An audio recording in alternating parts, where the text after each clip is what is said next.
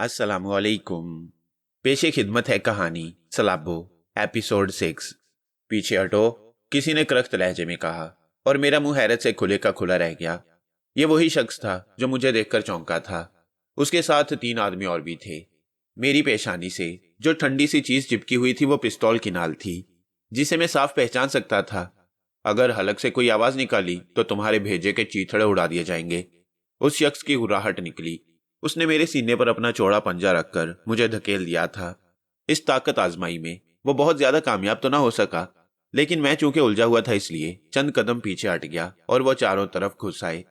उनमें से एक ने दरवाजा अंदर से बंद कर लिया। तो तुम यहाँ हो, बहुत चालाक हो, बहुत ही शैतान सिफ्त। लेकिन तुम्हारा क्या ख्याल था? क्या तुम हमेशा के लिए हमारी निगाहों से ओझल हो गए थे? मैं आपको नहीं पहचानता। आप कौन है? मैंने बौखलाए हुए अंदाज में कहा और खूंखार शक्ल का इंसान हंस पड़ा। जाहिर है तुमने यहाँ आकर जो ढोंग रचाया उसके तहत मुझे कैसे पहचान सकते हो, लेकिन मैं तुम्हें बहुत अच्छी तरह पहचानता हूँ मेरी जान, बहुत ही अच्छी तरह, समझे तुम प्रोफेसर को लुकमा दे सकते हो, मुझे नहीं। प्रोफेसर? मैंने मुतहय्यराना अंदाज में कहा। बकवास बंद करो। मैं तुम्हारे बारे में तमाम मालूमात हासिल करके आया हूँ। ना जाने आप क्या कह रही हैं। मैं तो नर्स। मैंने नर्स को बुलाने की एक कोशिश की, लेकिन उस शख्स ने जल्दी से पिस्तौल का दबाव मेरी पेशानी पर डाल दिया और बोला, तुम यकीन करो सलाबो, मैं तुम्हें जिंदा नहीं छोड़ूंगा, जरा भी तकल्लुफ नहीं करूंगा तुम्हें कत्ल करने में। उसने कहा और मैं शशदर रह गया। वो मेरे नाम से भी वाकिफ था। मैं यकीनन फंस गया था और अब गुलू खुलासी की कोई सूरत नजर नहीं आती। मैंने दिल ही दिल में सोचा वो यकीनी तौर पर मेरा शनासा था, वरना मेरा नाम कैसे जानता। तुम बेदस्तो पा हो चुके हो सलाबो। बड़ी चालाकी से तुमने प्रोफेसर को डॉज किया था, लेकिन हम लोग किस लिए हैं? कौन प्रोफेसर? मैं किसी प्रोफेसर को नहीं जानता, मैंने कहा। कोई बात नहीं, हम तुम्हारी याददाश्त वापस ले आएंगे। हमें इसमें पूरी महारत हासिल है। अब क्या चाहते हो तुम लोग? तुम्हें ले जाएंगे जाने मन। हालांकि हम यहाँ इत्तफाकिया तौर पर आ गए थे, लेकिन हमें क्या मालूम था कि तकदीर हमें कौन से रास्ते पर ले जा रही है। हमारा इससे बड़ा मिशन और कोई नहीं हो सकता, समझे तुम? शौकत, उसने अपने एक आदमी को मुखातिब किया। जनाबे आली। चलो, वो बोला। वो शख्स आगे बढ़ाया जिसको शौकत कहकर पुकारा गया था। अचानक उसने एक रुमाल मेरी नाक पर रख दिया और मेरा दम घुटने लगा। मैंने हाथ पांव मारने की कोशिश की, लेकिन दूसरे लम्हे मेरा जहन सो गया। मेरे हाथ पांव बेजान हो गए थे, मुझे कोई होश नहीं रहा और इस बेहोशी के वक्फे का भी कोई तायुन नहीं था। पता नहीं कितना वक्त लगा था होश में आने में। आंखें खोलनी तो चक्कर सा आ गया, तबीयत मतला रही थी, मैं खांसने लगा। मेरे अलावा कोई और भी मौजूद था जो मेरी तरफ मुतवज्जा हो गया। वो एक लंबे कद का आदमी था। होश आ गया तुम्हें? उसने कहा। मुझे पानी दो, मैं कमजोर आवाज में बोला। 1 मिनट, उसने कहा और फिर गिलास में हल्के गुलाबी रंग का एक सियाल ले आया। लो, इसे पी लो। पानी दो मुझे। पानी ही है, इसे पी लो, उसने कहा। मैंने गिलास उसके हाथ से ले लिया। पानी रंगीन जरूर था, लेकिन बेमजा नहीं, बल्कि उसे पीने से फरहत का एहसास हुआ। फिर मैंने उस माहौल का जायजा लिया और एक निगाह में ही अंदाजा हो गया कि ये वो कमरा नहीं जिसमें मैं बेहोश हुआ था। कौन सी जगह है ये? नहीं पहचानते? नहीं। अब भी अदाकारी जारी रखोगे? क्या मतलब? सुना है तुम्हारी याददाश्त खो गई है, उसने मुस्कुराते हुए कहा। यह कौन सी जगह है मुझे बताओ। तुम्हारा ही कमरा है। मेरा? हाँ, तुम्हारा। और तुम इसे कभी नहीं भूल सकते, समझे? तुम्हारी याददाश्त चेक की जा चुकी है। ना जाने क्या बकवास कर रही हो, मैंने उलझे हुए अंदाज में कहा। वो शख्स खामोश रहा। नर्स कहाँ है? कौन नर्स? एक बात बताओ, अचानक मैंने चौंक कर कहा। क्या ये शहाबुद्दीन की कोठी नहीं है? जी नहीं, ये प्रोफेसर दुर्रानी की कोठी है। प्रोफेसर दुर्रानी को जानते हो? नहीं, मैंने बेबसी से कहा। तब तुमसे ज्यादा जलील इंसान और कोई नहीं है। प्रोफेसर दुर्रानी वो है जिसने तुम जैसे हकीर कीड़े को आसमान पर पहुंचा दिया। फजूल बातें मत करो, मैं किसी प्रोफेसर दुर्रानी को नहीं जानता, समझे तुम? मैं यहां से जाना चाहता हूं, तुम लोग मुझे नहीं रोक सकते, मुझे जाने दो। मैं खड़ा हो गया और दुबले पतले आदमी ने लिबास से पिस्तौल निकाल लिया। पीले रंग का एक अजीब तर्ज का पिस्तौल। उसका रुख मेरी तरफ करके नाल दबा दी। एक रंगीन गुबार निकलकर मेरे चेहरे से टकराया और मुझे यूं महसूस हुआ जैसे चंद नादीदा हाथों ने मेरी गर्दन पकड़ ली हो। मेरा सांस बंद हो गया और दम घुटने की वजह से मैं बेचैन हो गया, लेकिन सिर्फ चंद लम्हात। उसके बाद मैं दोबारा बेहोश हो गया। दिन और रात, रात और दिन, होश और बेहोशी, ना जाने मेरी तकदीर में क्या लिखा गया था। मुझ जैसे सीधे साधे इंसान को वक्त और हालात ने क्या बना दिया। मैं किन किन हाथों में खेल रहा था। इस बार भी होश आया, और होश आया तो मैंने अपने बदन को चमड़े के मजबूत तस्मों से कसे हुए महसूस किया।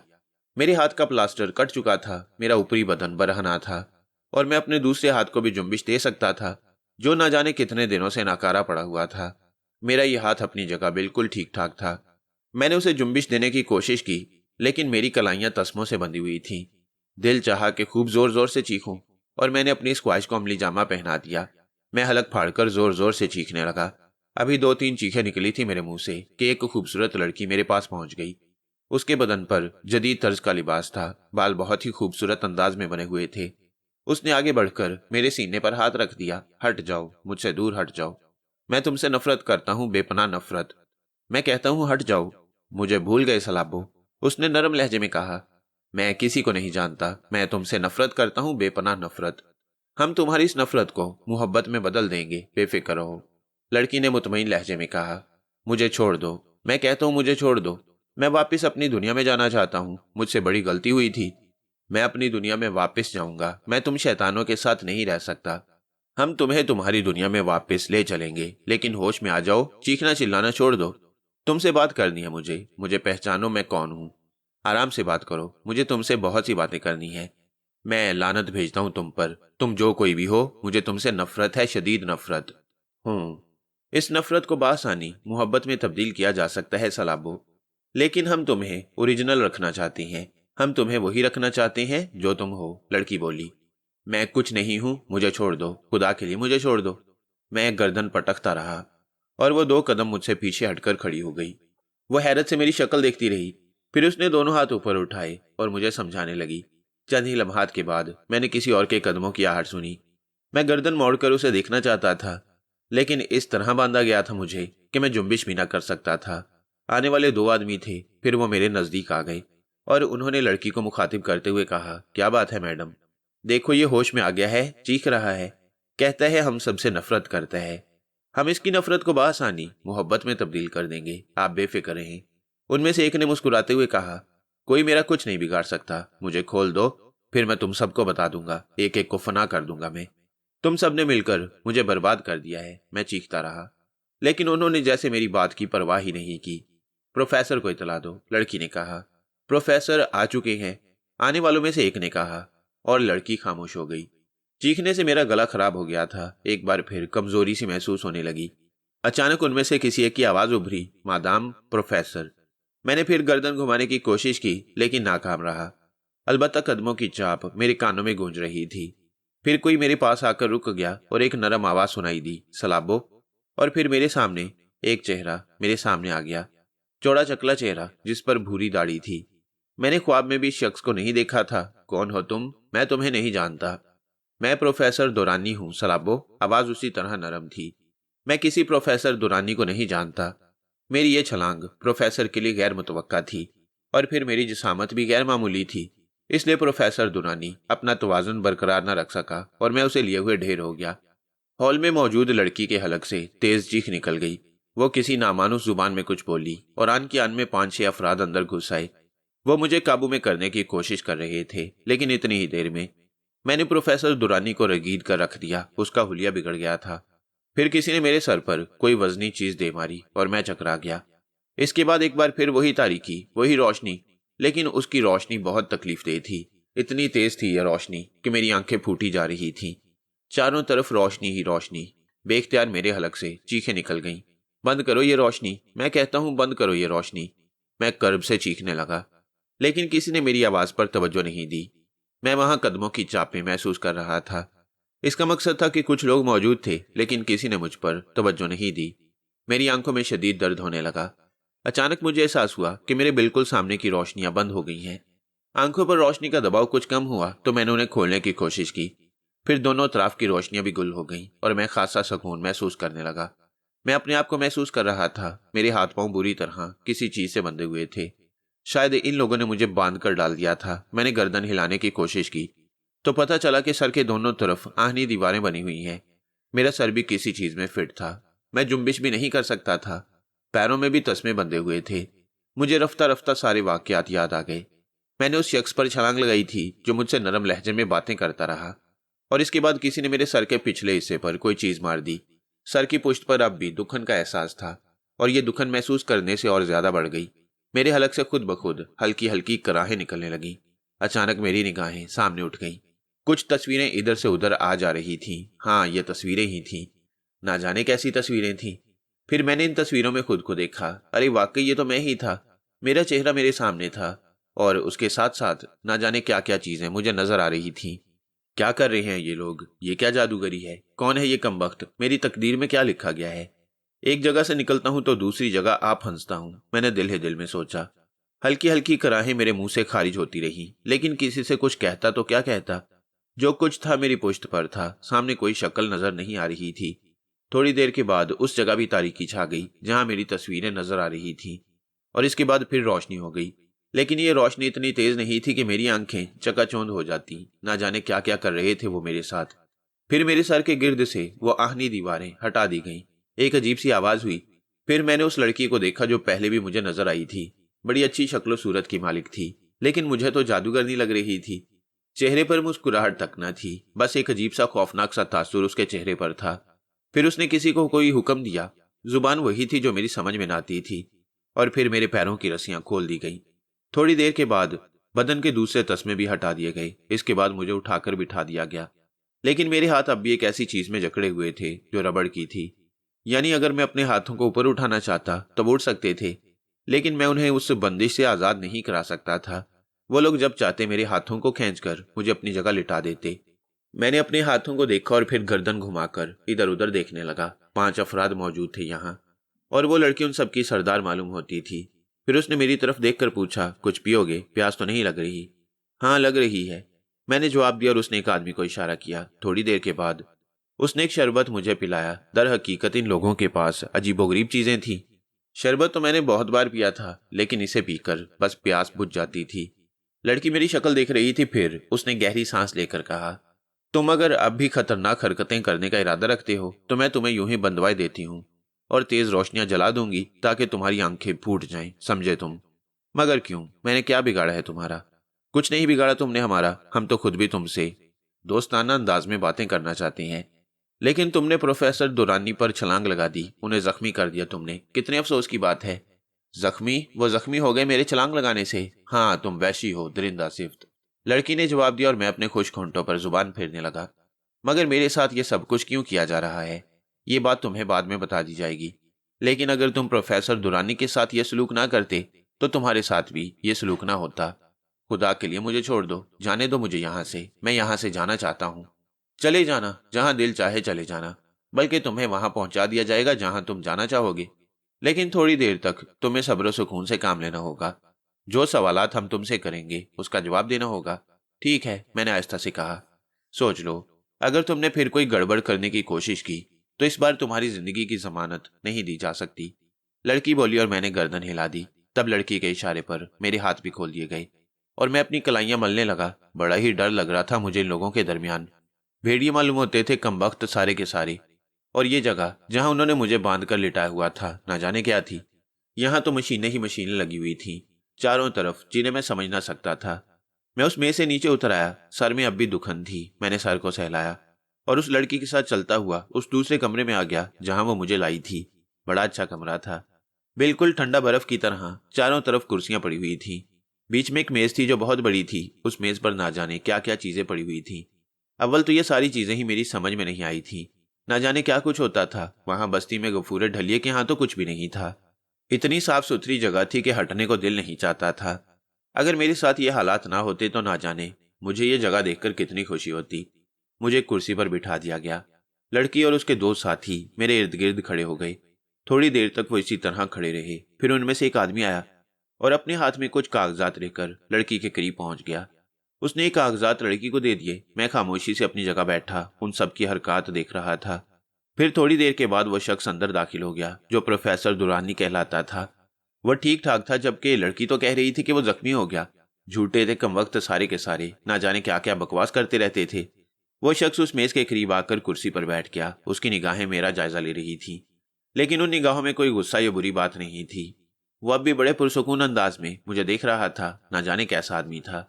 लड़की ने वो कागजात उसके सामने रख दिए और प्रोफेसर दुरानी ने भवें सुकेड़ कर पूछा, क्या रिपोर्ट है जनाब? हैरत अंगेज, लड़की ने जवाब दिया। क्या मतलब?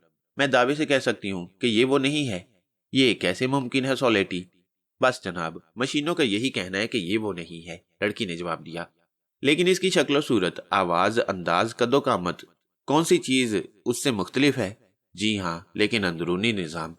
आपको इल्म है कि हम लोग इसके साथ क्या कुछ कर चुके हैं? वो अंदर से क्या है ये आप जानते हैं। हाँ वो तो ठीक है, लेकिन बस जनाब, ये वो नहीं। जरा तुम मुझे इसकी तस्वीरें दिखाओ, प्रोफेसर दुर्रानी ने पुरशिकन पेशानी के साथ कहा। और लड़की ने वो कागजात एक एक करके उसके सामने रखना शुरू कर दिए जो उसके साथी ने उसे दिए थे। प्रोफेसर उन कागजात को देखता रहा। उसके चेहरे पर परेशानी के आसार थे। काफी देर तक वो उन कागजात को देखता रहा और फिर शाने हिलाकर उलझे हुए अंदाज में बोला, अच्छा कमाल है। इसका मकसद है ये दुरुस्त कहता है। हाँ जनाब। मगर ये कौन है और उससे इतना मुशाबे क्यों है? प्रोफेसर ने पूछा। मैं नहीं कह सकती जनाब। तुमने इससे सवालात किए? नहीं, बस आपके पास ले आई। वैसे इसकी ज़हनी कैफियत क्या है? प्रोफेसर ने पूछा। वादा किया इसने कि अब किसी किस्म की गड़बड़ नहीं करेगा, और अगर करेगा तो फिर इसकी जिंदगी मुमकिन नहीं। नहीं नहीं सोलेटी, वो बेकसूर आदमी है। उसके साथ यह सलूक करना मुनासिब नहीं है। जनाब बेकसूर तो है लेकिन खतरनाक है। तुम नहीं समझती सोलेटी, अगर कोई सीधा सादा आदमी किसी ऐसी मुसीबत में फंस जाता है तो उसकी जहनी हालत खराब हो जाती है। ठीक है जनाब, क्या हुक्म है अब? प्रोफेसर दुरानी तो वाकई शरीफ आदमी था। हालांकि मैंने उसके साथ बहुत बुरा सलूक किया था, लेकिन वह अब भी नरम लहजे में मेरे बारे में बातें कर रहा था और मुझे बेकसूर करार दे रहा था। प्रोफेसर दुरानी ने कुछ कहा और लड़की मेरे नजदीक पहुंच गई। आओ, वो बोली और मैं उठ गया। थोड़ी देर के बाद मुझे उस मेज के सामने बिठा दिया गया जहां प्रोफेसर दुरानी बैठा हुआ था। प्रोफेसर दुरानी मेज पर दोनों कोहनियां रखकर मेरी जानिब देखने लगा, फिर बोला, क्यों दोस्त, क्या मुझसे बहुत नाराज हो? नहीं तो फिर तुमने मेरे ऊपर हमला क्यों किया था? बस जनाब, मैं अजीबोगरीब हालात का शिकार हूँ। मैं बहुत परेशान हूँ, आप नहीं जानते। क्या बात है, क्या तकलीफ है तुम्हें? बस मैं बहुत सी उलझनों में घिरा हुआ हूँ। तुम शहाबुद्दीन साहब के पास कैसे पहुंच गए? वो जी गोली लग गई थी मुझे और वो मुझे उठाकर ले गए। अपने आप नहीं गया था उनके पास। अच्छा अच्छा, कहाँ गोली लगी थी? ये बाजू जख्मी हो गया था। अब कैसा है? ठीक है अब तो। वहां मेरा इलाज किया गया था। उससे पहले तुम कहाँ थे? खेतों में छुपा हुआ था, मैंने जवाब दिया। मेरा मकसद है खेतों में छुपे होने से पहले कहाँ थे? बस जी यूं ही आवारागर्द हूं। दुनिया में कोई नहीं है मेरा सिवाय एक आदमी के। ओहो, कौन है वो? जागीरदार खान नाम है उसका। अच्छा अच्छा, कहाँ है वो? इसी शहर में जनाब, बस मैं उसी के पास जा रहा था। नींद आई तो वहां सो गया, फिर जागा तो शहाबुद्दीन की हवेली में था। अच्छा अच्छा, ठीक। मगर तुम कुछ तो करते रहे होगे? हाँ जी, ढलाई का काम करता रहा हूँ। काहे का काम? ढलाई का जी। ये क्या होता है? प्रोफेसर दुरानी ने लड़की की तरफ देखते हुए पूछा और लड़की ने शाने हिला दिए। मैं नहीं जानता। सीधा सादा आदमी मालूम होता है बेचारा। अच्छा तुम ये बताओ, हम तुम्हें कहाँ पहुंचवा दें? साहब मैं तो नहीं जानता। शहर में जागीरदार खान रहता है, मैं उसी के पास जा रहा था कि इन सारी मुसीबतों का शिकार हो गया। पहले शेख साहब पकड़ कर ले गए, उसके बाद आपने पकड़ कर बुलवा लिया। नाम तो तुम्हारा सलाबो ही है ना? जी हाँ। किसने रखा था ये नाम? जी मैं नहीं जानता। अच्छा ये बताओ, तुम्हारा कोई हमशक्ल भाई भी था? क्या मतलब? मेरा मतलब है ऐसा कोई आदमी जो तुम्हारी शक्ल सूरत का हो। और एक लम्हे के लिए मेरे जहन में छनाका सा हुआ। मुझे वो याद आ गया जो मुझे डाक बंगले में मिला था। मैं हैरान सा प्रोफेसर की शक्ल देखता रह गया। सब कुछ याद आ गया था मुझे, मैं तो उसे भूल ही गया था। कैसी अजीबोगरीब बात थी, वो मेरा हमशक्ल था और उसका नाम भी सलाबो था। लेकिन अगर मैं उसे उस शख्स के बारे में बताता हूँ तो फिर मुझे ये भी बताना पड़ेगा कि वो मुझे कहाँ मिला था। और जब मैं इसे ये बताऊंगा कि वो मुझे डाक बंगले में मिला था तो फिर ये मुझसे पूछेगा कि मैं डाक बंगले में क्यों था। और उसके बाद सारा भेद खुल जाएगा। इसको ये भी पता चल जाएगा कि मैंने जलाल चचा को कत्ल कर दिया है और चौधरी अलमबरदार के यहाँ से भाग आया हूँ। नहीं नहीं, मैं इसे उस बारे में कुछ नहीं बताऊंगा। मैंने सोचा। जवाब नहीं दिया तुमने? क्या जवाब दूं जी? मेरा मतलब है तुम्हारा कोई भाई था, तुम्हारा हमशक्ल? प्रोफेसर दुरानी ने फिर पूछा। नहीं जनाब, कोई नहीं था। मैं इस दुनिया में अकेला हूँ। प्रोफेसर ने गहरी सांस ली, फिर बोला, अच्छा तो तुम जागीरदार खान का कुछ अता पता बताओ ताकि तुम्हें उसके पास पहुंचा दिया जाए। अता पता मालूम होता जनाब तो मैं खुद उसके पास ना पहुंच जाता। पूरा नाम उसका जागीरदार खान है? जी। और वो शहर ही में रहता है? जी साहब, वो शहर ही में रहता है। मैं उसके पास आकर रह चुका हूँ पहले भी। उसके बाप का नाम क्या है? जी अलमबरदार खान। अच्छा सोलेटी, तुम ये नाम लिख लो और अखबार में एक इश्तिहार दे दो। इश्तिहार का मजमून यही बनाओ कि जागीरदार खान वल्द अलमबरदार खान जहां कहीं भी हो हमसे इस पते पर मिल ले। पता तुम गोदरू वाले फ्लैट का दे दो। जी बेहतर, सोलेटी ने जवाब दिया। फिर बोली, इसका क्या करूं सर? ले जाओ इसको, अब ये बिल्कुल ठीक ठाक है। और सुनो मिस्टर सलाबो, हम तुम्हें जागीरदार खान के पास पहुंचा देंगे, लेकिन यहाँ शराफत और ईमानदारी के साथ रहो। किसी किस्म की गड़बड़ करने की कोशिश मत करना, तुम दुश्मनों के दरमियान नहीं हो। बहुत अच्छा जनाब, आपकी बड़ी मेहरबानी, मैंने जवाब दिया। और लड़की ने मुझे आंख से उठने का इशारा किया। इस बार वो मुझे एक सजे सजाए कमरे में ले आई। बिल्कुल वैसा ही कमरा था जैसा जागीरदार खान ने मुझे दिया था। नरम गुदाज बिस्तर, हर चीज मौजूद, अंदर ही गुसल खाना वगैरह। ये तुम्हारी आरामगाह है। जब तक मैं ना कहूं तुम यहां से कहीं नहीं जाओगे और ना भागने की कोशिश करोगे। सुनो सलाबो, हमारे और तुम्हारे दरमियान जो गलत फहमी थी वो अब रफा हो चुकी है। अब हम सिर्फ दोस्ताना तौर पर तुम्हें अपने पास से रुखसत कर देना चाहते हैं। और ये मेहरबानी हम इसलिए कर रहे हैं कि हम तुम्हें सेठ शहाबुद्दीन की कोठी से उठा कर ले आए थे। वो तो ठीक है, लेकिन ये तो बता दो मेरे साथ ये सब कुछ क्यों किया गया है? बेकार है सलाबो, तुम ना पूछो तो अच्छा है। तुम्हारी समझ में कुछ नहीं आएगा, प्लीज आराम करो। और हाँ सुनो, तुम्हें कोई तकलीफ नहीं होगी। खाने पीने की तमाम चीजें तुम्हें यहाँ मिल जाएंगी। जिस वक्त भी जागीरदार खान हमारे पास पहुंच गया, हम तुम्हें उसके हवाले कर देंगे। मैंने आंखें बंद करके गर्दन हिला दी। सोलेटी मुझे यहाँ छोड़कर चली गई। पता नहीं दरवाजा बाहर से बंद कर दिया गया था या नहीं।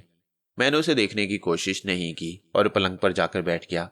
वही नर्म गुदास बिस्तर जो मैं पहले भी देख चुका था। शहर की जिंदगी कैसी अनोखी है। इसके बरक्स गांव का माहौल।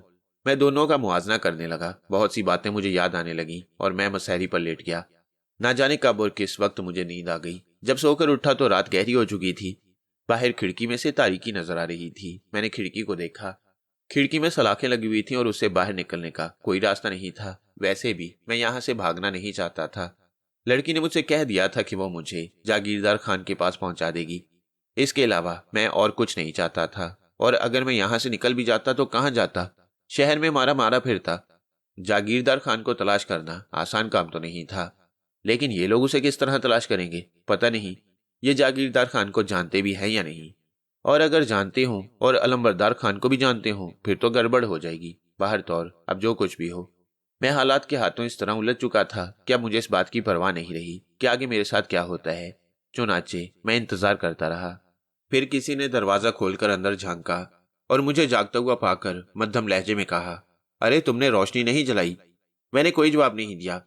कमरे में रोशनी फैल गई। मुंह हाथ धो लो, खाना लाती हूं तुम्हारे लिए, लड़की ने कहा। ये कोई और लड़की थी, सीधे सादे खदोखाल की मालिक, सादा सा लिबास में मलबूस। मैंने उस पर कोई खास तवज्जो नहीं दी, बस उसकी शक्ल देखता रहा। वो चली गई तो मैं गुसल खाने में जा घुसा। खूब अच्छी तरह मैंने मुंह हाथ धोया, दांत साफ किए और बाहर निकल आया। थोड़ी देर के बाद लड़की खाने का सामान एक गाड़ी में रखकर घसीटती हुई मेरे सामने ले आई। उसने गाड़ी धकेल कर मेरे सामने कर दी। क्या करूं इसका? मैंने पूछा। खाना खाओ, वह मुस्कुरा कर बोली। इसी पर? हाँ हाँ, तो क्या हर्ज है, बैठो, मैं तुम्हें बताती हूँ कि कैसे खाना खाती हैं। बस बस, मुझे बताने की जरूरत नहीं, मैं जिस तरह खाता हूँ उसी तरह खा लूंगा, मैंने कहा और सालन वगैरह उठाकर नीचे बैठ गया। अरे अरे, ये क्या कर रही हो? बस मैं ऐसे ही खाऊंगा, सुनो तो सही। नहीं, मैं कुछ नहीं सुनूंगा, भाग जाओ यहाँ से। खाने पीने के सिलसिले में किसी की हदायत बर्दाश्त नहीं करता, मैंने कहा और लड़की हंसती हुई मुझसे कुछ फासले पर एक कुर्सी पर आ बैठी। अरे तुम यहीं बैठी रहोगी क्या? हाँ, क्या हर्ज है? नहीं, कोई हर्ज नहीं है। तुमने खाना खा लिया क्या? मैंने पूछा। हाँ। अच्छा ठीक है, मैंने जवाब दिया और खाने में मसरूफ हो गया। क्या ही उम्दा खाना था। कई चीजें थी जो मेरी समझ में नहीं आ रही थी कि कैसे खाऊं, लेकिन हर चीज का एक मकसद होता है कि उसे उठाओ और मैदे में उतार लो। चुनाचे मैं उन चीजों को मैदे में उतारता गया। बड़ी ही लजीज चीजें थी। मैं सारी की सारी ट्रे खाली कर गया। हालांकि ये खाना 4-5 आदमियों का होगा, लेकिन मेरे लिए क्या हैसियत रखता था। अच्छी चीज मिले तो कौन छोड़ता है। मैं इत्मीनान से खाता रहा और सारे बर्तन खाली हो गए। लड़की बदस्तूर मुस्कुराती रही। शायद वह मेरी खुश खुराकी पर हंस रही थी, लेकिन मैंने उसकी मुस्कुराहट पर गौर नहीं किया और मसरूफ रहा। फिर जब मैं खाना खा चुका तो वह बर्तन उठाकर ले गई। दिन में चूंकि अच्छा खासा सो चुका था, इसलिए अब नींद नहीं आ रही थी। थोड़ी देर तक कमरे में चकराता रहा, फिर मसहरी पर लेट गया। इसके अलावा कर ही क्या सकता था। इस दौरान लड़के के अलावा मेरे पास और कोई नहीं आया और यूं मसहरी पर लेटे लेटे रात के किसी पहर मुझे नींद आ गई। दूसरी सुबह जागा, नाश्ता किया। नाश्ता करने के बाद बैठा ही था कि एक आदमी पहुंच गया। वो मुझे टहलाने के लिए बाग में ले गया। बड़ा खूबसूरत बाग था। हरी हरी घास दूर दूर तक फैली हुई थी। घरों के अंदर ऐसी घास मैंने पहली बार देखी थी। एक जैसी घास जिसे यकीनी तौर पर काट काट कर एक सा बनाया गया हो। मैं बाग में घूमता रहा। वो आदमी मेरे साथ था। अजीबोगरीब आदमी था वो, छोटे कद का, लेकिन बदन बहुत मजबूत। मैंने उससे कुछ सवालात किए, लेकिन वो बिल्कुल खामोश रहा, जैसे मेरी जुबान ही न समझता हो। इसके बाद वापस मुझे उसी कमरे में ले आया गया, और फिर मुझे इस जगह 3 दिन और गुजारने पड़े, पूरे 3 दिन। 3 दिन के बाद एक सुबह को जब मैं नाश्ते से फारिग हुआ, तो वो लड़की जिसका नाम प्रोफेसर दोरानी ने सोलेटी लिया था, मेरे पास पहुंच गई। हेलो, कैसे हो? ये हेलो क्या होता है? मैंने उससे पूछा। मुखातिब करने का एक लफ्ज, ताज्जुब है। मैंने तो कभी नहीं बोला। अच्छा अच्छा, खैर, अब तो तुम मंतकी भी होते जा रहे हो। कैसे हो? ठीक हूँ, खूब खाने पीने को मिल रहा है, मोटा हो रहा हूँ, लेकिन खुश नहीं हूँ यहाँ। क्यों? मैं अकेला जो रहता हूँ। बातें करना खूब आ गई हैं तुम्हें। इससे पहले अकेले नहीं रहते थे। रहता था, लेकिन कोई ना कोई मिल ही जाता था। अच्छा ठीक है, तुम एक खुशखबरी सुनो। खुशखबरी? कैसी खुशखबरी? तुम्हारा जागीरदार खान मिल गया है। मैं खुशी से उछल पड़ा। हाँ, जागीरदार खान मिल गया है। हमने अखबार में इश्तिहार दिया था, और उस इश्तिहार के जवाब में हमें एक फोन मौसूल हुआ है। फोन? मेरा मतलब है, हमें इतला मिली है, जागीरदार खान तुम्हें लेने आ रहा है। कब? आज दिन को 12 बजे के करीब, सोलेटी ने जवाब दिया। अच्छा अच्छा, तो फिर बराहे करम मुझे उसके पास ले चलो। अभी चलते हैं, तुम तैयार हो जाओ, लड़की ने कहा, और मैंने खुशी से गर्दन हिला दी। लड़की थोड़ी देर के बाद चली गई। फिर काफी देर के बाद वो दोबारा वापस आई। मैं तैयार था। वैसे तो मुझे तैयार ही क्या होना था। मुंह हाथ धोकर बाल वगैरह दुरुस्त करके मैं बैठ गया। लड़की मुझे अपने साथ लेकर चल पड़ी। हमने एक कार में सफर किया और थोड़ी देर के बाद एक मकान में पहुंच गई। ये मकान एक बिल्डिंग में था। जीना चढ़कर ऊपर की मंजिल पर जाना पड़ा, और वहां लड़की ने अपने पर्स में से चाबी निकालकर दरवाजे पर लगा हुआ ताला खोला, और हम दोनों अंदर पहुंच गए। ये एक सजा सजाया मकान था। लड़की ने मुझे बैठने की पेशकश की और फिर बोली, चाय पियोगे? पिला दो। मैंने जवाब दिया और वो वहां से चली गई। थोड़ी देर के बाद वो चाय बना कर ले आई। ये तुम्हारा घर है? मैंने पूछा। हाँ, यही समझ लो। अच्छा है। तुम आखिर हो कौन? क्या मतलब? बस मैं जब भी तुम्हारे बारे में सोचती हूँ बड़ी परेशान हो जाती हूँ। क्यों, ऐसी क्या बात है मुझ में? बस तुम अजीब से हो। कभी तो यूं लगता है जैसे तुम अच्छे खासे समझदार आदमी हो, और कभी तुम एक सीधे साधे और भोले नजर आते हो। बस तुम क्या हो मेरी समझ में कुछ नहीं आता, लड़की ने कहा। बस मैं क्या हूं तुम्हें क्या बताऊं, मैंने मुंह सिकोड़ कर कहा। बता दो। चाय पीने के दौरान बातें भी होती रहेंगी। इस दौरान जागीरदार खान भी आ जाएगा। अरे बस बता दूंगा तो मुसीबत में फंस जाऊंगा। कुछ नहीं बताऊंगा, बस मैंने कह दिया। कोई कहानी जरूर है तुम्हारे पीछे। तुम इतने दिन हमारे मेहमान रहे। गो मैं तुमसे ज्यादा मुलाकातें तो न कर सकी, लेकिन तुमने मेरे ऊपर एक गहरा नक्श छोड़ा है। क्या छोड़ा है? मैंने ताज्जुब से पूछा। नक्श? ये क्या होता है? मैंने सवाल किया और वो मेरी आंखों में देखने लगी। अगर इतने ही मासूम हो तो हैरत अंगेज हो। बस बस, मासूम बासूम कुछ नहीं हूं, बस देहाती हूं। शहर की बातें मेरी समझ में नहीं आती। अच्छा चलो, तुमने जुबान तो खोली। कौन से देहात के रहने वाले हो तुम? अरे वाह, इस तरह तो तुम मुझसे मेरे बारे में सब कुछ मालूम कर दोगी और फिर मुझे मुसीबत में फंसा दोगी। वादा करती हूँ तुम्हें किसी मुसीबत में नहीं फंसाऊंगी, सोलेटी ने कहा। नहीं भाई, औरत के वादे का एतबार मैं नहीं करता। मैं तुम पर एतबार नहीं करता। तो औरतों से भी वास्ता पड़ चुका है तुम्हारा? नहीं, कोई खास वास्ता तो नहीं पड़ा। बस बुजुर्गों से यही सुना है। क्या? यही कि औरत की जुबान पर एतबार नहीं करना चाहिए और अपना राज उसे नहीं देना चाहिए। उसी वक्त एक अजीब सी आवाज गूंजी। शायद बेल बजी थी, और लड़की चाय की प्याली रखकर उठ खड़ी हुई। शायद तुम्हारा जागीरदार खान आ गया, उसने कहा और दरवाजे की जाने बढ़ गई। थोड़ी देर के बाद वो अंदर दाखिल हुई तो उसके साथ 3 अफराद थे। उनमें एक रीटा थी, 2 आदमी और थे जो खतरनाक सी शक्ल सूरत के मालिक थे। वो दोनों मुझे घूरते हुए अंदर घुस आए। रीटा के चेहरे पर भी मुस्कुराहट थी। मैं जल्दी से खड़ा हो गया। अरे रीटा, तुम? मैंने पुरमुसरत आवाज में कहा, लेकिन रीटा के अंदाज में वो फरहत और ताजगी नहीं थी जो इससे पहले महसूस होती थी। यहाँ क्या कर रहे हो तुम? उसने सर्द आवाज में पूछा। अरे बस क्या बताऊं, किन किन मुसीबतों में आप फंसा हूं, मैंने जवाब दिया। आप क्या चाहते हो? क्या मतलब? ले नहीं चलोगी मुझे जागीरदार खान के पास? चलना है वहां? हाँ हाँ, क्यों नहीं, इसीलिए तो तुम्हें बुलवाया था। तुमने बुलवाया था? रीटा ने पूछा। तो और क्या? क्या तुम खुद आई हो यहाँ? चलो फिर, लेकिन इस बार सोच लो अच्छी तरह। जागीरदार खान तुमसे वो सलूक नहीं कर सकेगा जो पहले करता रहा है। क्यों, उसे क्या हो गया? क्या हो गया, बन रहे हो? चलो शैकी, माइकल, ले चलो इसे, रीटा ने कहा। सुनो। सोलेटी 2 कदम आगे बढ़कर बोली, और रीटा रुक गई। क्या बात है? उसने पूछा। मैं जानना चाहती हूँ कि तुम लोगों से इसका क्या ताल्लुक है, और तुम्हारे लहजे में सर्द महरी क्यों है, जबकि ये तो किसी जागीरदार खान नामी शख्स से मिलने के लिए बेचैन था। आपको इस सिलसिले में मदाखलत नहीं करनी चाहिए खातून, क्योंकि यह हमारा जाती मामला है। ठीक है, लेकिन मैं इसे आपके हवाले कर रही हूँ। हाँ तो फिर? मेरा मकसद है, मैं इसका तहफ़्फ़ुज़ चाहती हूँ। क्यों, आपको इससे क्या दिलचस्पी है? रीटा ने सवाल किया। जो कुछ भी है, तुम मुझे इसका जवाब जरूर दोगी, वरना तुम इसे यहां से नहीं ले जा सकती, सोलेटी ने कहा। ए बीबी, बात सुनो, शेकी नामी आदमी ने, जो अच्छे खासे तनोतुश का मालिक था, गुर्राई हुई आवाज में कहा। यह हमारा आदमी है, हम इसके साथ जो भी सलूक करें तुम उसमें बोलने की हकदार नहीं हो। तुम्हारा बहुत बहुत शुक्रिया कि तुमने हमें बुलाया और इसे हमारे हवाले कर दिया। बस इससे ज्यादा तुम्हें कुछ नहीं पूछना चाहिए। मैंने इसे इसकी मर्जी से तुम्हारे हवाले किया है। ये तो बड़ी बड़ी बातें कर रहा था किसी जागीरदार खान के बारे में। मैं क्या जानती थी कि तुम कौन हो? लेकिन तुम्हारा रवैया इसके साथ अच्छा मालूम नहीं होता। ठीक है, हमारा अपना आदमी है, हम जो भी इसके साथ सलूक करें तुम खामोश रहोगी, शेकी ने जवाब दिया और फिर मेरी तरफ रुख करके बोला, चलो भाई। मैंने उसके लहजे में खुरदरापन महसूस किया, लेकिन जागीरदार खान का आदमी था। पहली भी एक बार उसे देख चुका था, इसलिए मैंने कोई एतराज न किया। जागीरदार खान ही तो मेरा वाहिद सहारा था। अगर मैं उससे भी अड़ने की कोशिश करता तो फिर कहां जाता। चुनाचे मैं खामोशी से उसके साथ आगे बढ़ गया। सोलेटी दूर खड़ी मुझे देखती रही। बाहर निकलते हुए अचानक मुझे उसका ख्याल आया। पलटकर मैंने देखा तो अजीब सी निगाहों से मुझे देख रही थी। मैं ठिठक कर रुक गया। सुनो, तुम्हारा नाम क्या है? मेरा मतलब है सोल्टी। सोलोटी ना? मैं तुम्हारा बहुत शुक्रगुजार हूँ, तुमने मेरे साथ बहुत अच्छा सलूक किया है, लेकिन मैं तुम्हारे साथ नहीं रह सकता। जा रहा हूँ जागीरदार खान के पास। जब मैं जागीरदार खान से मिलूंगा तो सब ठीक हो जाएगा। उसके बाद मैं फिर तुमसे मिलने की कोशिश करूंगा इसी जगह। रीटा, तुम इस पते को याद कर लेना। हाँ। और रीटा ने गर्दन हिला दी और मैं उन लोगों के साथ बाहर निकल आया। नीचे एक बंद गाड़ी खड़ी हुई थी। उन लोगों ने मुझे उस गाड़ी में बिठाया और लेकर चल पड़े। रीटा मेरे पास खामोश सी बैठी हुई थी। अरे क्या बात है, क्या हो गया है तुम लोगों को? क्यों सांप सूंघ गया है? कैसे पेश आ रहे हो तुम मुझसे? इससे पहले तो तुम खूब हंसते बोलते मिलते थे मुझसे। तुमने जो कुछ किया है क्या ठीक किया है? रीटा सर्द लहजे में बोली। क्या? मैंने ताज्जुब से पूछा। मेरा मतलब था जागीरदार खान के साथ तुम्हारा सलूक क्या दुरुस्त है, जबकि वो तुम्हारा मोहसिन और तुम मोहसिन कुश।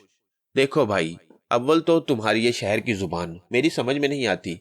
मोहसिन कुश, ये कुश क्या होता है? मैंने कहा। चलो ठीक है, जागीरदार खान से मिलकर तुम्हें सब कुछ मालूम हो जाएगा, रीटा ने कहा। अरे जाओ जाओ, मैं तुम्हारी परवाह कब करता हूँ, मैं तो पहले ही तुम्हें मुंह नहीं लगाता था, मैंने उसकी तरफ से रुख बदलते हुए कहा। और फिर उस वक्त तक खामोश रहा जब तक कि ये बंद गाड़ी किसी इमारत में ना घुस गई। ये वही इमारत थी जहां मुझे पहले लाया गया था। मैं उस इमारत में अंदर दाखिल हो गया और थोड़ी देर के बाद मैं जागीरदार खान के सामने था। जागीरदार खान एक बड़े कमरे में एक आरामदेह कुर्सी पर दराज था। उसके पट्टी बंधी हुई थी। मैंने हैरतजदा अंदाज में उसकी पट्टी देखी और फिर आगे बढ़ता हुआ बोला, अरे छोटे सरकार, ये क्या हो गया आपके सर में? आपको दोबारा पाकर मैं कितना खुश हूं, क्या बताऊं, मैंने कहा। लेकिन जागीरदार खान सर्द निगाहों से मुझे देखता रहा। उसके अंदाज में जरा सी भी तब्दीली पैदा नहीं हुई। छोटे सरकार, ये क्या हो गया आपके सर में, बताएंगे नहीं? बनने की कोशिश कर रहे हो सलाबो, मकसद? जागीरदार खान भारी लहजे में बोला। मैं नहीं समझा छोटे सरकार। छोटे सरकार के बच्चे कहाँ चले गए थे तुम, और इससे तुम्हारा क्या मकसद था? जागीरदार खान ने सवाल किया। मैं ताज्जुब भरी निगाहों से छोटे सरकार को देख रहा था। यही तो मेरी उम्मीदों का मरकज थे। इन्हीं के लिए तो मैं बेचैन रहा था। इन्हीं ने तो 2 दफा मेरी जान बचाई थी। लेकिन ये सब कुछ, ये अंदाज, ये लहजा, ये क्या था? मैं परेशानी से सोच रहा था। जागीरदार खान की आंखों में मेरे लिए नफरत के जज्बात थे। फिर मैंने कहा, छोटे सरकार, आखिर आपको क्या हो गया है? भाई, तुम्हें जल्दी क्या है? मैं तुम्हें तफसील से बता दूंगा कि मुझे क्या हो गया है। मैं सिर्फ एक बात पर हैरान हूं कि तुमने मुझे इतला कराने के लिए इश्तिहार क्यों दिलवाया था? अखबार में इश्तिहार? मैंने ताजुब से पूछा। बनने की कोशिश मत करो सलाबो। मैं तुम्हें जितना मासूम समझता था तुम उतने मासूम नहीं हो। एक बात गौर से सुन लो, मेरा नाम जागीरदार खान है। मैं तुम्हारी मिट्टी पलीद कर सकता हूँ। दोहरे कत्ल के मुजरिम हो तुम। अगर जरा सा इशारा कर दूं तो मेरा तो बाल बीका ना होगा, लेकिन तुम फांसी के फंदे पर चढ़ जाओगे, जागीरदार खान ने कहा। और मैं परेशान निगाहों से उन्हें देखने लगा। मैं मानता हूं छोटे सरकार कि आपने 2 बार मेरी जान बचाई थी। आपने बड़े एहसानात किए हैं मुझ पर, लेकिन हो क्या गया है ये मुझे नहीं मालूम। सब आहिस्ता आहिस्ता मालूम हो जाएगा, जागीरदार खान ने कहा। और फिर उसने उन दोनों आदमियों को यहां बुलाया जो मुझे लेकर यहां आए थे। इसे बंद कर दो और 3 दिन तक भूखा प्यासा रखो, ताकि इसका दिमाग ठिकाने आ जाए। छोटे सरकार, मैंने कहना चाहा, लेकिन वो दोनों मुझे बाजुओं से पकड़कर घसीटते हुए ले गए और थोड़ी देर के बाद मुझे एक तंगोतारी की जगह में बंद कर दिया गया। मेरी समझ में कुछ नहीं आ रहा था। जागीरदार खान क्यों नाराज हुआ? किसने उसे जख्मी किया? वो क्यों मुझसे नाराज है? कोई भी बात अकल में नहीं आ रही थी। मैं उस गंदी सी जगह पर जगह बनाकर लेट गया। ये जगह उस जगह से गंदी नहीं थी जहां मैंने जिंदगी गुजारी, लेकिन छोटे सरकार की बरहमी मुझसे बर्दाश्त नहीं हो रही थी। क्या किया था मैंने? कम से कम मुझे पता तो चल जाता अपने कसूर का, मैं सोचता रहा। लेकिन कोई बात समझ नहीं आ रही थी, और वाकई छोटे सरकार ने जो कुछ कहा था वही हुआ। सारा दिन मैं भूखा प्यासा रहा, हत्ता की रात हो गई, फिर रात भी गुजर गई। सारी रात मैं भूख से करवटें बदलता रहा। नींद भी शायद नाराज हो गई थी। दूसरे दिन सुबह को अलबत्ता रीटा उस तंगोतारी कोठरी में आई। उसके हाथों में खाने पीने की चंद चीजें थीं। उसने ये चीजें मेरे सामने रख दी और मैं उन पर किसी भूखे कुत्ते की तरह टूट पड़ा। रीटा खामोशी से मुझे खाते देखती रही। फिर जब मैं खाने से फारिग हुआ तो उसने बर्तन उठाए और वापसी के लिए पलटी। सुनो तो सही रीटा, मेरी एक बात तो सुन लो, मैंने उसे लजाजत से कहा, और वो रुक गई। क्या बात है? उसने सर्द लहजे में कहा। तुम लोगों को आखिर क्या हो गया है? मेरे साथ यह सलूक क्यों कर रहे हो? तुमने तो ये भी नहीं पूछा रीटा, मैं इतने दिन किन मुसीबतों में घिरा रहा। मुसीबतों के वक्त ही तो हम तुम्हें याद आते हैं। तुमने इंतहाई नाशुक्री का सबूत दिया है। तुमने अपने मोहसिन के साथ जो कुछ किया, क्या वो तुम्हें जेब देता था? रीटा ने पूछा। अरे मैंने आखिर क्या किया है, मुझे पता तो चले, मैंने रंजीदा लहजे में कहा। मुझे हैरत होती है तुम पर सलाबो, तुम कितने चालाक आदमी हो। क्यों रीटा, आखिर क्यों? जागीरदार खान को तुमने जख्मी नहीं किया? मैंने हैरत से पूछा। हाँ तुमने। नहीं तो रीटा, मैंने ऐसा तो नहीं किया। हाँ हाँ, तुम क्यों करोगे, हम झूठ बोल रहे हैं। जागीरदार खान भी झूठ बोलेगा, है ना सलाबो? कह दो मैं गलत कह रही हूं, तुम्हें इससे क्या फर्क पड़ेगा? ना जाने तुम सबको क्या हो गया है, पागल हो गए हो तुम सारे के सारे। अरे मैंने कब जागीरदार खान को जख्मी किया? भला मैं छोटे सरकार पर हाथ उठा सकता हूँ? सलाबो तुम कहने को तो एक सीधे सादे देहाती हो, लेकिन जितने चालाक हो वो हमारे लिए काबिले ताज्जुब है। हम खुद तुम्हारी चालाकी पर हैरान हैं। अच्छा ठीक है, जाओ दफा हो जाओ, हैरान होती रहो मुझ पर। मैंने छोटे सरकार को जख्मी नहीं किया, जाओ कह दो उनसे। सारी की सारी बातें गलत फहमी की हैं, वो तो मेरे मोहसिन हैं, इस दुनिया में मेरा वाहिद सहारा। मैं उनके साथ ये सलूक क्यों करूंगा? और अगर तुम लोग किसी गलत फहमी का शिकार हो तो जाओ जहन्नुम में जाओ, मुझे कुछ नहीं मालूम। मैंने इंतहाई संजीदगी से कहा, और रीटा हैरान रह गई। चंद साथ वो मेरी शक्ल देखती रही, फिर बर्तन उठाकर तेजी से बाहर निकल गई। लेकिन जाते जाते वो मेरे लिए बहुत सी हैरानियां छोड़ गई। आखिर मैंने छोटे सरकार को क्यों जख्मी किया? अभी ज्यादा देर नहीं गुजरी थी कि एक बार फिर मुझे जागीरदार खान के सामने पहुंचा दिया गया। जागीरदार खान अब भी मुझे कीनतोज निगाहों से घूर रहा था। तो तुम कहते हो कि तुमने मुझे जख्मी नहीं किया? वो बोले। छोटे सरकार, कैसी बातें करते हैं आप? मैं आपको कैसे जख्मी कर सकता था? मेरी समझ में नहीं आता कि तुम अब पागल हो गए हो या पहले पागल हो गए थे। छोटे सरकार, अगर आप मेरे साथ यही सलूक करते रहे तो मैं अब पागल हो जाऊंगा। ना मैं पहले पागल था, ना अभी तक पागल हुआ हूं। मुझे तो तुम उस वक्त पागल ही लगते थे जब तुमने मेरा सर फाड़ा। मैंने? छोटे सरकार, वो रीटा भी यही कह रही थी। आप खुद सोचें छोटे सरकार, मैं आपके साथ ऐसा कर सकता हूँ? आपको जरूर कोई गलतफहमी हुई है। बकवास बंद करो। क्या तुमने मुझ पर गुलदान से हमला नहीं किया? गुलदान से? कैसा गुलदान छोटे सरकार? मैंने ताज्जुब से सवाल किया, और जागीरदार खान मेरी शक्ल देखने लगे। उसकी आंखों में हैरत के आसार नजर आने लगे। फिर उसने नरम लहजे में कहा, बैठ जाओ। जी छोटे सरकार। मैंने जवाब दिया और उसके सामने पड़ी हुई एक कुर्सी पर बैठ गया। तुम मुझे उस वक्त के हालात सुनाओ सलाबो, जब तुम घोड़े पर सवार होकर वहां से निकले। फंस गया था छोटे सरकार, उसी वक्त फंस गया था। घोड़ा मेरे काबू में ना आया। इतना तेज दौड़ा छोटे सरकार कि मेरी सिट्टी गुम हो गई।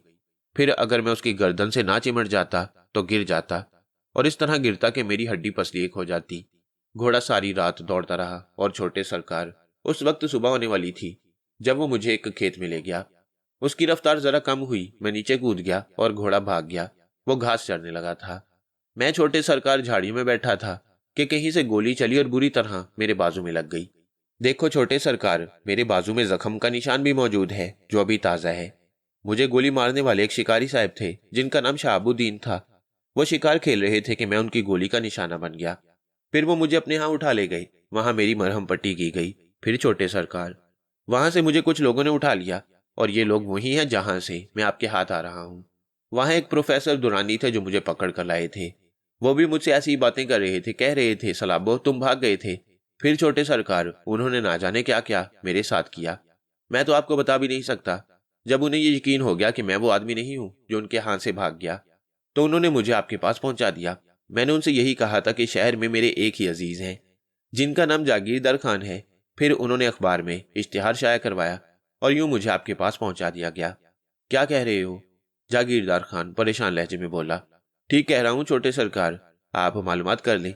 अगर इनमें एक लफ्ज भी गलत हो तो फिर आप मुझे फांसी के तख्ते तक पहुंचा ही दें। मैं आपकी बड़ी इज्जत करता हूं छोटे सरकार, आप मेरे मोहसिन हैं। भला मैं आपके साथ इतना बुरा सलूक करने की हिम्मत कर सकता हूं? जागीरदार खान की आंखों में इंतहाई परेशानी के आसार नजर आ रहे थे। फिर उसने कहा, अच्छा ये बताओ, तुमने आज तक अपना कोई हमशक्ल देखा है? हमशक्ल? मैं फिर उछल पड़ा। मुझे डाक बंगले की याद आ गई और भला जागीरदार खान से कुछ छुपाने की जरूरत थी। चुनाचे मैंने कहा, हाँ छोटे सरकार, मैंने सलाबों को देखा है। किसको? सलाबों को छोटे सरकार। क्या बकवास कर रही हो? क्या तुम सलाबो नहीं हो? मैं भी सलाबो हूँ छोटे सरकार, मगर उसका नाम भी सलाबो था। बिल्कुल मेरी तरह हंसता था, मेरी तरह बोलता था, हत्ता कि उसकी शक्ल भी बिल्कुल मेरी ही तरह थी। डाक बंगले में मिला था मुझे। आप अहमद चचा से पूछ लें। क्या?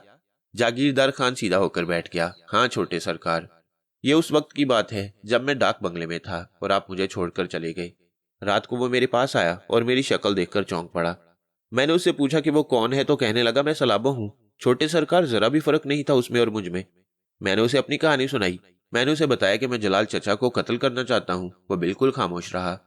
फिर उसने कहा उसे खाना खिलवाया जाए। आप अहमद चचा से पूछ लें। मैंने बेसन की रोटियां पकवाई थी उसके लिए और फिर हम दोनों ने खाना खाया। इसके बाद मैं उसे वहीं छोड़कर जलाल चचा को कत्ल करने के लिए चल दिया। मैंने उन्हें कत्ल किया, पकड़ा गया, आपके पास बंद हो गया। आपने मुझे वहां से भगा दिया और मैं घोड़े के ऊपर सवार हुआ, वहां से निकल गया और उसके बाद मुझे गोली लगी और बाकी सारे वाकयात मैं आपको सुना चुका हूं और इसके बाद से पहली बार मैं आपके सामने आया हूं। ओह खुदा की पनाह! जागीरदार खान के लहजे में शदीद हैरत थी। तो उसका नाम भी सलाबो ही था? जी छोटे सरकार, उसने अपना यही नाम बताया था मुझे। तब तो सलाबो गड़बड़ हो गई। जागीरदार खान बोला, लेकिन ये कैसे मुमकिन है? आखिर ये कैसे मुमकिन है? मैं खुद नहीं जानता छोटे सरकार। सलाबो? तुम तो वही हो ना? क्या मतलब छोटे सरकार? मेरा मतलब है तुम वही सलाबो हो ना जो गफूरे ढलिये के यहाँ ढलाई का काम करता था? जी छोटे सरकार, मैं वही हूं। तो फिर वो कौन था? हुआ क्या छोटे सरकार? भाई हुआ ये कि घोड़ा तुम्हें लेकर रवाना हो गया। मैंने यही सोचा कि तुम सीधे डाक बंगले जाओगे। चुनाचे मैंने डाक बंगले में तुम्हें तलाश किया और तुम मुझे मिल गए। लेकिन उस वक्त तुम सो रहे थे। मैंने तुम्हें जगाया और तुम हड़बड़ा कर उठ गए। फिर तुमने वहां से भागने की कोशिश की, लेकिन बाहर मेरे आदमी मौजूद थे। मुझे तो इस बात पर ही हैरत थी कि तुम भाग क्यों रहे हो, लेकिन तुम न रुके। अलबत्ता मेरे आदमी कुछ और ही समझे। उन्होंने तुम्हें डंडा मारकर बेहोश कर दिया और हम तुम्हें उसी हालत में वहां से उठाकर शहर ले आए।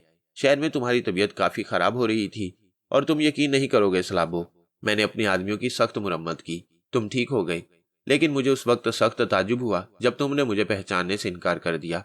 मुझे यही महसूस हो रहा था सलाबो, तुम अदाकारी कर रहे हो। भला तुम्हें भागने की क्या जरूरत थी? फिर उस शाम जब मैं तुम्हारे सामने आया तो तुमने अचानक गुलदान उठाकर मुझ पर हमला कर दिया और मुझे बुरी तरह जख्मी करके तुम वहां से फरार हो गई। उस वक्त से मैं तुम्हारी तलाश में था। ये हुआ है मेरे साथ। बताओ, ये सब कुछ क्या था? वो मैं नहीं था छोटे सरकार। यकीनन ये वही बदमाश होगा, उसी ने ऐसा किया होगा और आप मेरे सर पड़ गए। डाक बंगले में वही होगा, मेरा इंतजार कर रहा होगा। आपको देखकर उसने भागने की कोशिश की और आप उसे पकड़ लाए। ये वाकया हुआ है आपके साथ। मगर वो था कौन? सुनो, क्या नाम बताया तुमने? शहाबुद्दीन? जी छोटे सरकार। और दूसरा नाम क्या था? प्रोफेसर दुरानी। हूँ। और वो लड़की कौन थी जिसके साथ तुम उस फ्लैट में मुकीम थे? छोटे सरकार, उसका नाम सोलेटी था। ये लोग कौन है? पता नहीं छोटे सरकार। वैसे उनकी बातों से पता चलता है कि सलाबो उनका अपना आदमी था। ताज्जुब की बात है सलाबो। खैर, मैं ये मालूम करने की कोशिश करूंगा कि यह सारा चक्कर क्या है। लेकिन तुम्हारे दोबारा मिल जाने से मैं किस कदर खुश हूं। मैं कितना रंजीदा था तुम्हारे लिए। मैं सोच रहा था कि मैंने तुम्हारे ऊपर एहसान किया जिसका तुमने मुझे ये सिला दिया। ऐसा कभी नहीं हो सकता छोटे सरकार, मैंने कहा और छोटे सरकार गर्दन हिलाने लगे। अब उनका रवैया बिल्कुल दुरुस्त हो गया और मुझे यकीन था कि उन्होंने मुझे मुआफ कर दिया है। इसके बाद मेरे हालात फिर बदल गए। वही ऐशो इशरत की जिंदगी। छोटे सरकार के साथ रहकर मैं बहुत खुश था। हालांकि शेख शहाबुद्दीन के यहाँ भी मेरे साथ बुरा सलूक नहीं हो रहा था, लेकिन वहां एक बेचैनी सी रहती थी। मुझे यूं लगता था जैसे मैं अजनबियों के दरमियान हूं। जबकि छोटे सरकार मेरे अपने गांव के थे और फिर मुझसे बेपनाह मोहब्बत करते थे। उन्होंने 2 बार मेरी जान बचाई थी और ये कोई मामूली बात नहीं।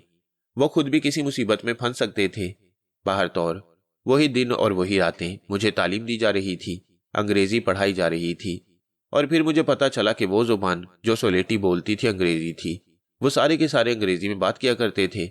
इसके साथ ही मुझे निशानाबाजी, घुड़सवारी, ऊंची ऊंची जगहों से कूदना और ना जाने क्या क्या कुछ सिखाया जाने लगा। एक और चीज मुझे सिखाई गई थी जिसे वो लोग मार्शल आर्ट्स का नाम देते थे। मैं छोटे सरकार के इशारे पर सब कुछ सीख रहा था। मुझे क्या मालूम था कि इसका नतीजा क्या होगा, ना ही कभी मैंने इसके बारे में सोचने की कोशिश की। मुझे खाने पीने को आला चीजें मिल रही थी और सैर व तफरीह के लिए बेहतरीन मोटर कार और घोड़ा मिला हुआ था। छोटे सरकार बहुत दौलतमंद थे। चौधरी अलमबरदार के पास तो कुछ भी ना था। दर्जनों तो मुलाजिम थे छोटे सरकार के। जिस तरह वो रहते थे उस तरह यकीनन कोई शहजादा ही रह सकता था। कभी कभी वो गांव भी चले जाते थे, लेकिन ज्यादा अरसा नहीं।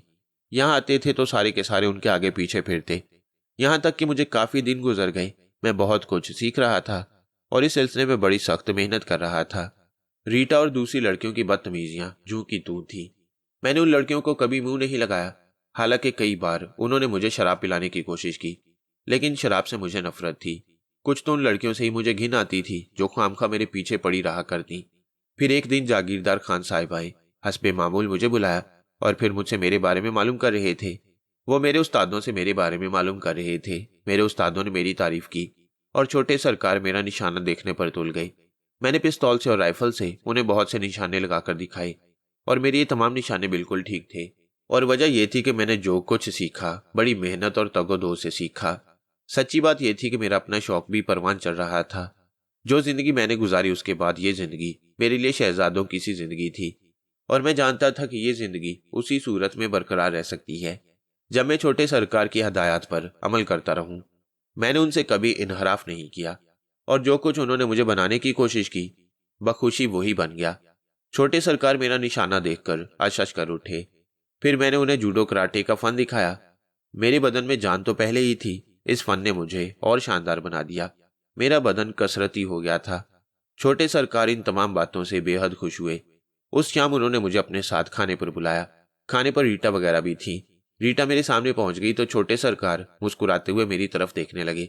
क्यों भाई सलाबो, तुम्हें रीटा पसंद नहीं आई? जी, मैं नहीं समझा छोटे सरकार। भाई छोटे सरकार नहीं, अब तुम मुझे जागीरदार खान कहा करो। नहीं छोटे सरकार, मैं भला आपका नाम कैसे ले सकता हूँ? आपका एहतराम और इज्जत हमेशा मेरे दिल में रहेगी।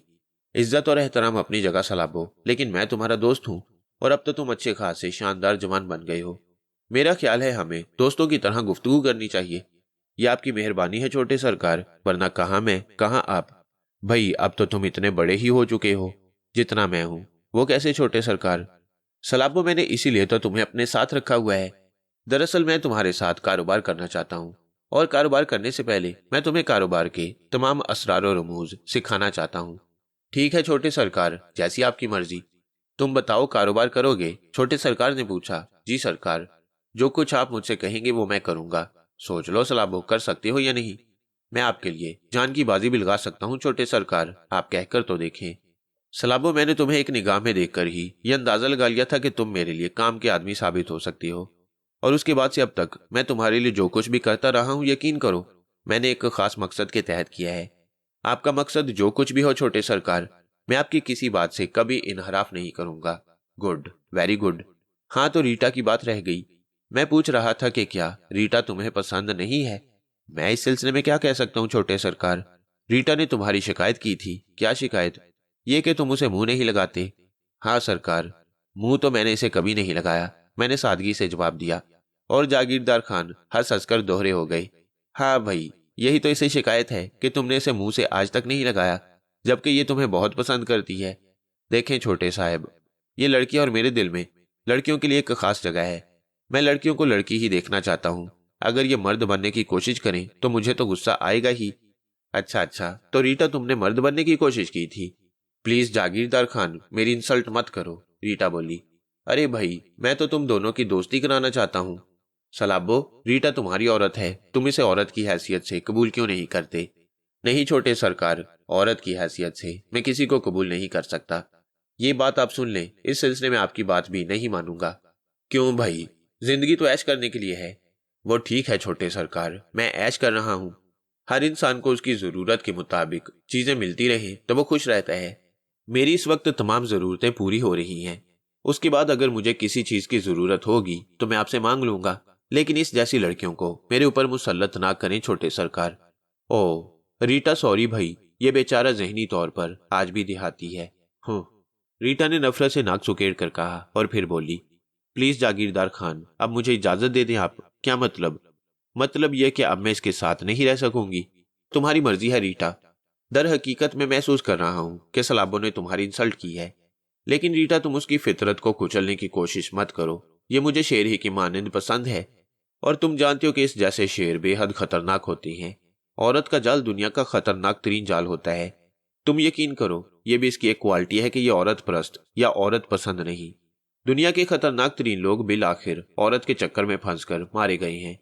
मुझे तो इस बात की खुशी है कि ये कम अज कम उनमें से नहीं है। रीटा फिर उसी अंदाज में बोली, और जागीरदार खान हंसने लगा। फिर बोला, अच्छा तुम जाओ, मेरा ख्याल है तुम बेहद जज्बाती हो रही हो। उसने कहा और रीटा उठकर तेज तेज कदमों से बाहर निकल गई। मैं खामोश बैठा जागीरदार खान की शक्ल देख रहा था।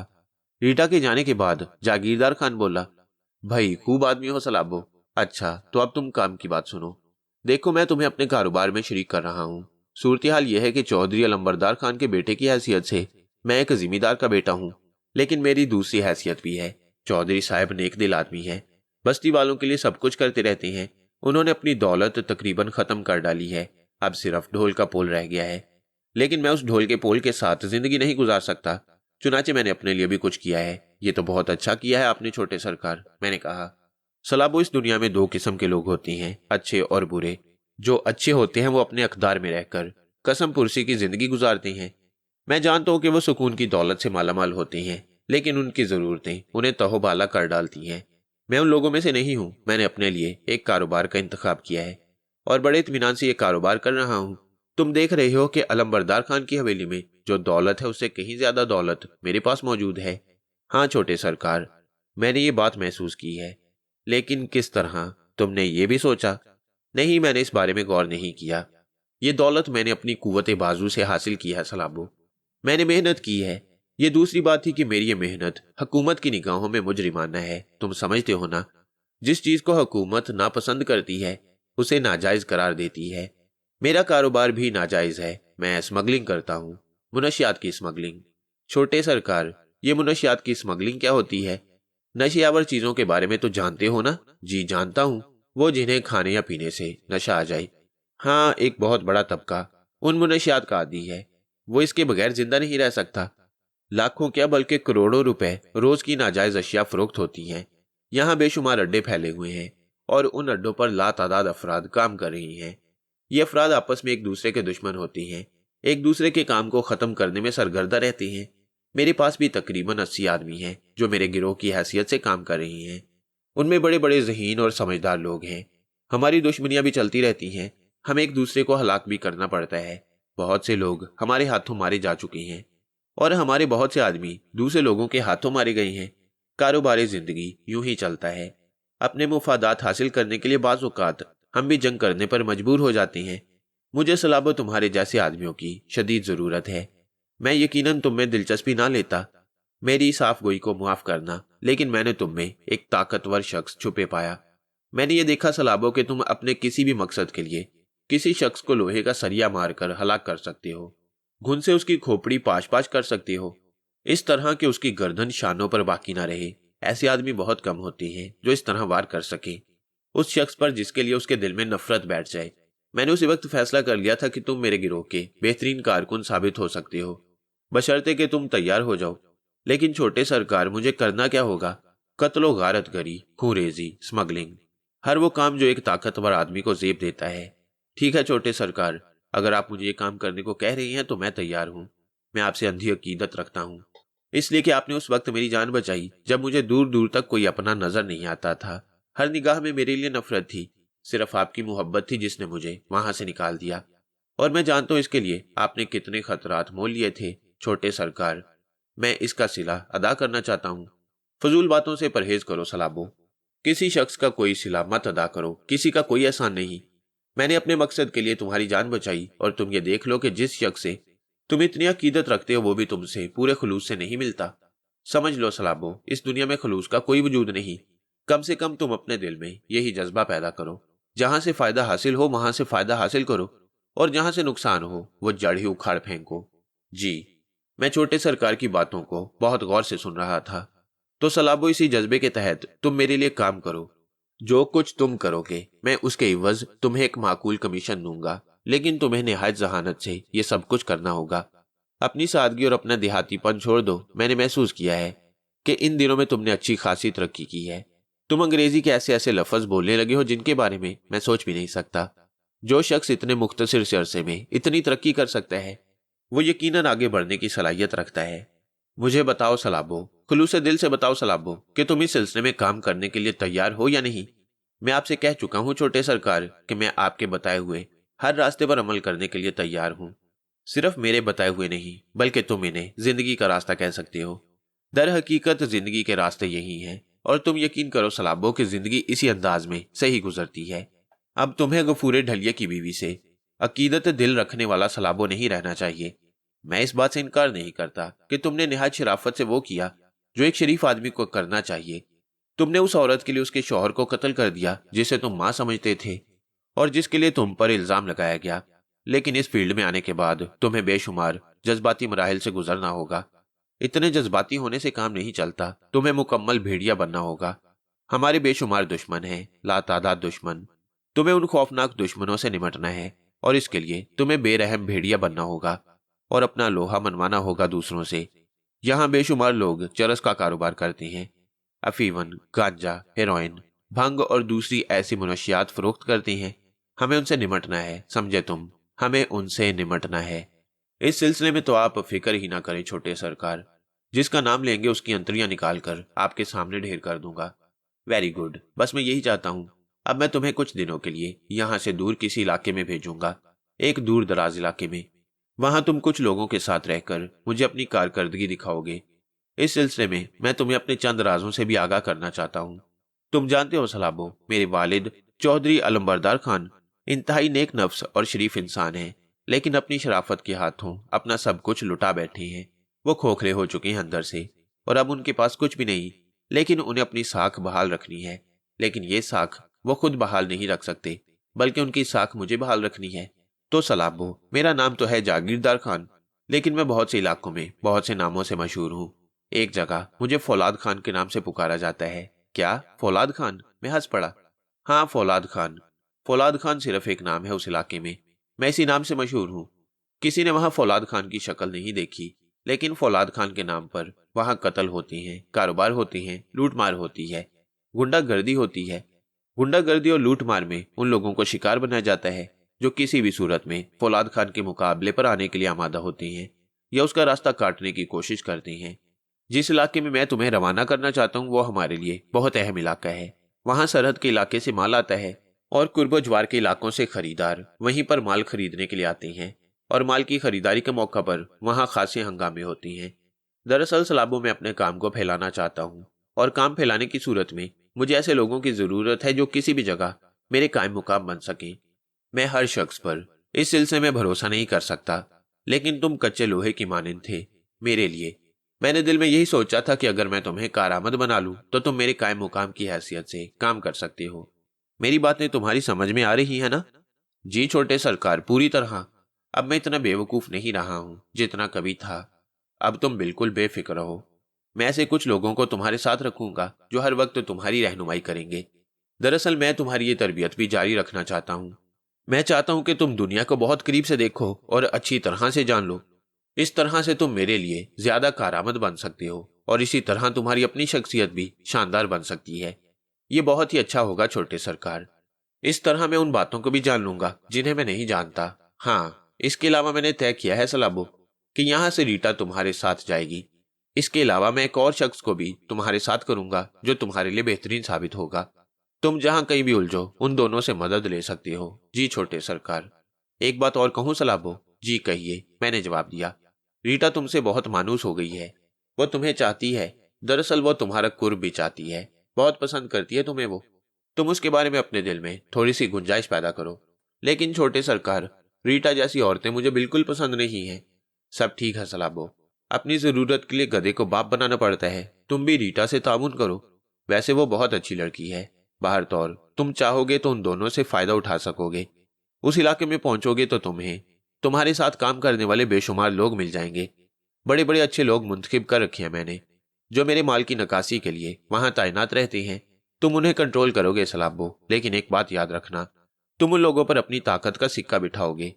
मैं मार्शल आर्ट्स में तुम्हारा फन भी देख चुका हूं, और मैं तुम्हें यह बताने में आर नहीं समझता कि तुम्हारे इंस्ट्रक्टर समझते हो?